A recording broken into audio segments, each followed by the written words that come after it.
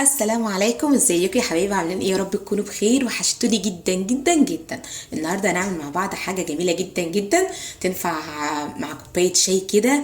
تنفع في الفطار الصبح، تنفع في العشاء، في اي وقت كنت تبقى عايزه تاكلي حاجه حلوه هتعمليها، وان شاء الله هتعتمديها في كل طرقك بتاعه الكيك.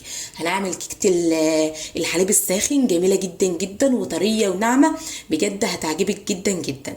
اول حاجه هنا معايا كوبايه ونص سكر مطحون، ومعايا كوبايتين دقيق طبعا منخولين، ومعايا نص كوبايه زيت نباتي، ومعايا 4 بيضات، ومعايا كوبايه لبن كبيره، ومعايا 6 معالق تقريبا زبده، ومعايا هنا فانيليا، ومعايا بيكنج باودر، ورشه بسيطه من الملح.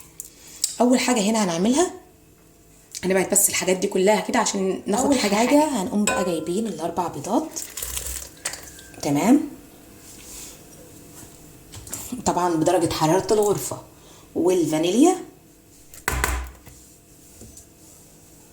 وهنخلط الحاجات دي، هنضربها كويس. لو ما فيش عندك مضرب كهربائي ممكن تستبدليه بالمضرب اليدوي، بس هيبقى محتاج مجهود شويه. اللي تضربي في البيت جدا جدا لغايه ما يبقى فاتح كده واللون بتاعه فاتح، تمام. تضرب في ال4 بيضات اهو والفانيليا لغايه ما بقوا فاتحين كده.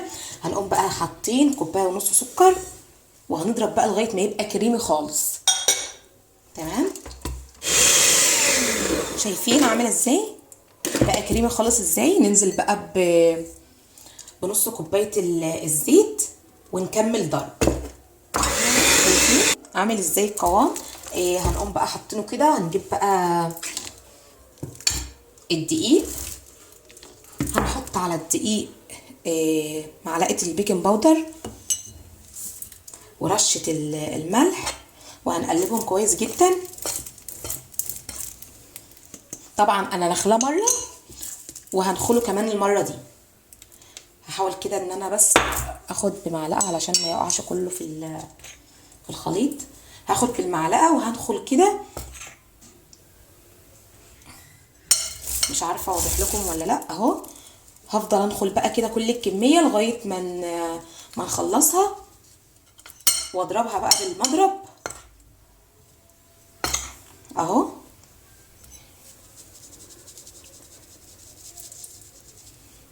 خلصت كل كميه الدقيق اهو. لما عملناها طبعا القوام تقيل جدا جدا، شايفين عامل ازاي؟ تقيل قوي. طبعا بقى هنخففه بايه؟ هنخففه بقى بكوبايه اللبن اللي هنسخنه جدا جدا مع الزبده، تمام. هنحط بقى الخليط ده هنا خلاص على جنب، خلصنا منه. هنجيب بقى معانا كده كسرولة كده او حاجه، هنحط فيها كوبايه اللبن، وهنحط فيها 6 معالق زبده، تمام. وهنقلبها بقى كويس جدا، وهنروح بقى نوديها على النار تسخن لغايه ما تغلي. اهو يا حبايبي الزبده حطيتها على النار في اللبن، شايفين ساحت وبقى اللبن بيغلي وسخن النار ازاي. هنقوم بقى جايبين الخليط علشان نخفه بيه، هنحطه على طول. ما تقلقوش البيض مش هيستوي ولا حاجه، احنا هنحطه على طول وهنقلب على طول تقليب مستمر، تمام. ده اللي احنا هنخف الخليط بيه.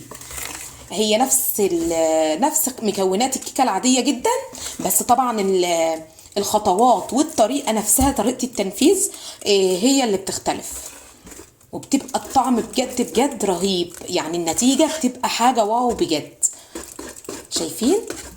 شايفين الخليط؟ بجد مش قادره اقول لكم ريحته جميله جدا جدا، وهيبقى طري جدا جدا ان شاء الله بالزبده باللبن، بجد هيبقى خطير. شايفين اهو؟ شايفين بقت ازاي؟ ده قوام الكيكه بقى العاديه بتاعتنا. هجيب بقى القوالب بتاعتي او الصينيه بتاعتي او اي حاجه انت هتحط فيها. هنجيبها بقى ونبطنها بالدقيق وندهنها بالزيت. وهجيبها بقى اصب معايا القالب ده دهنته بالزيت وبطنته بالدقيق اهو. وده برضو طبعا هنحط على قد الكميه،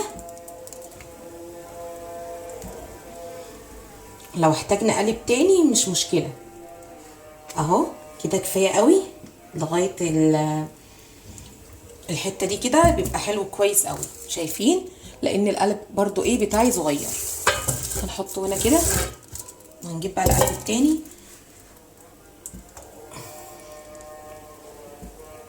هنحط فيه بقيه الكميه، وهدخلها بقى الفرن على درجه حراره 170. هتقعد معايا تقريبا 35 دقيقه او 40 دقيقه. تمام اهو. هدخلها بقى الفرن واوريها لكم بقى في الشكل النهائي. اهو يا حبايبي الكيك بتاعنا طلع من الفرن جميل جدا جدا. عملت عليه صوص شوكولاته وصوص كراميل، حاجه بسيطه كده بس، خطوط كده بس كمنظر. شايفين بجد تحفه. شايفين انا عملت ضعف، يعني عملت الكميه نفس الكميه اللي انا عملتها معاكم، عملتها بالشوكولاته وشلت معلقتين دقيق، حطيت مكانهم معلقتين كاكاو علشان اعملها بالشوكولاته بالطريقه دي. شايفين بجد حاجه تحفه عامله ازاي، جميله جدا جدا وطريه. انا عايزه بس اوريكم واحده ان هي بجد، شايفين بجد طريه جدا عامله ازاي.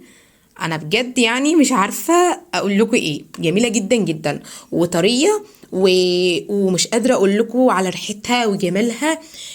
جربوها ان شاء الله هتعجبكم. انا مش عارفه اقول لكم اكتر من كده غير قومي يلا اعمليها، بجد جميله جدا جدا.